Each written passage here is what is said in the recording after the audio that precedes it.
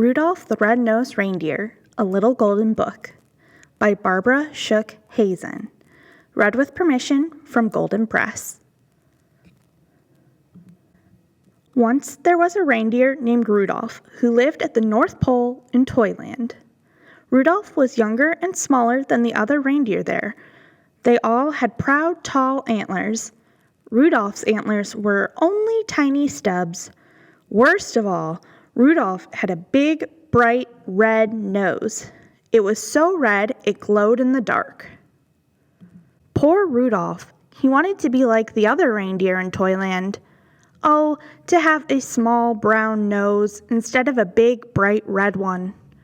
The other reindeer made fun of Rudolph and called him names.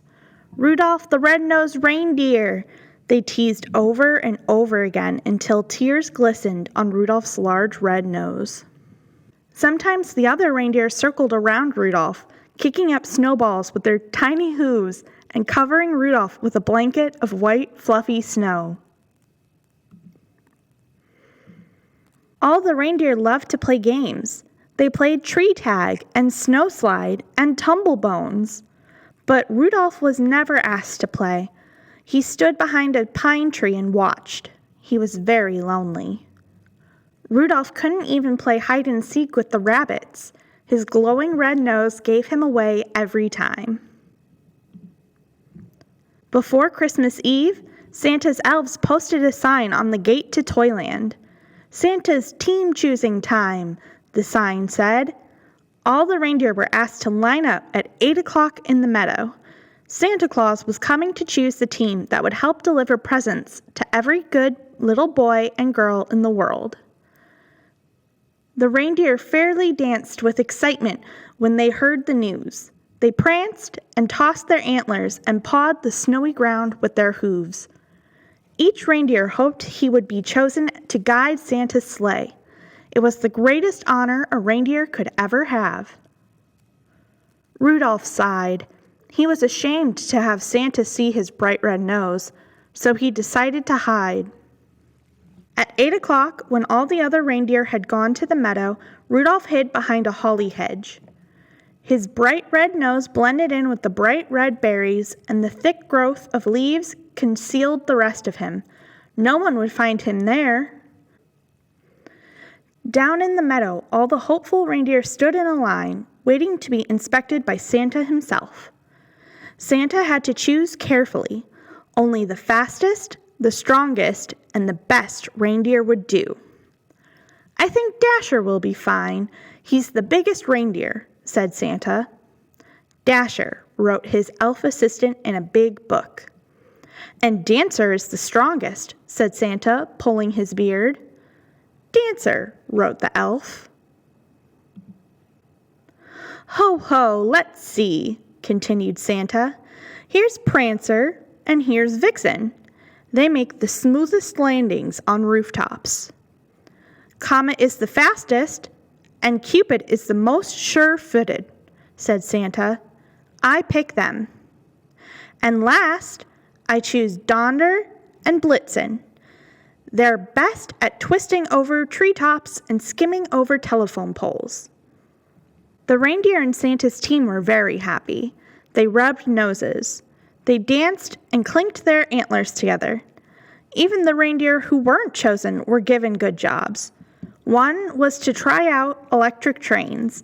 Another was to cuddle Christmas kittens. The only reindeer without a job was Rudolph. He wanted to help, but he knew he would be laughed at, so he stayed hidden behind the holly hedge. At last it was Christmas Eve.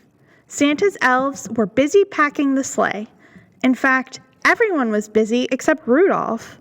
Finally, he could stand it no longer. "I don't care if they do make fun of me. I want to help too." He dashed from his hiding place behind the hedge and went to find Santa. "There must be something I can do to help." The night was bitter cold, and a terrible fog covered all the earth. Santa's elves kept bumping into each other as they hitched up the team. They could hardly see as they put on each bright red harness and tied each jingle bell. To make matters worse, Dasher and Dancer were fighting over who was to be lead reindeer. "I was chosen first," said Dasher, stamping angrily.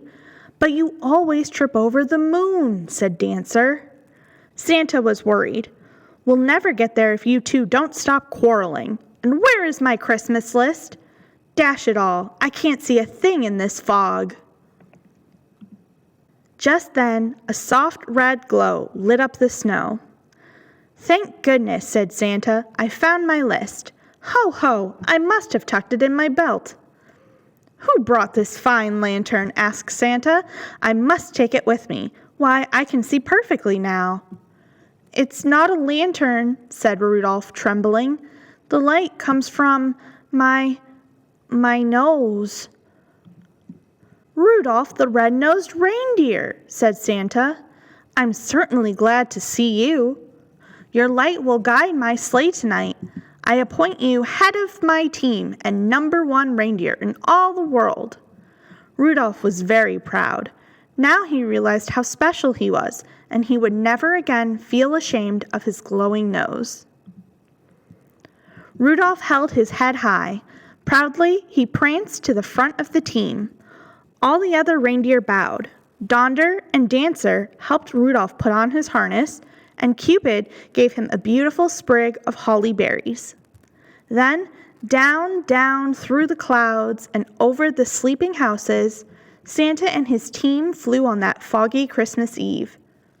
And leading the whole procession was Rudolph, the red-nosed reindeer. So if you see a soft glow in the sky on Christmas Eve, you can be sure that Rudolph, the most famous reindeer of all, is very near. The end. Rudolph the Red-Nosed Reindeer, A Little Golden Book by Barbara Shook Hazen.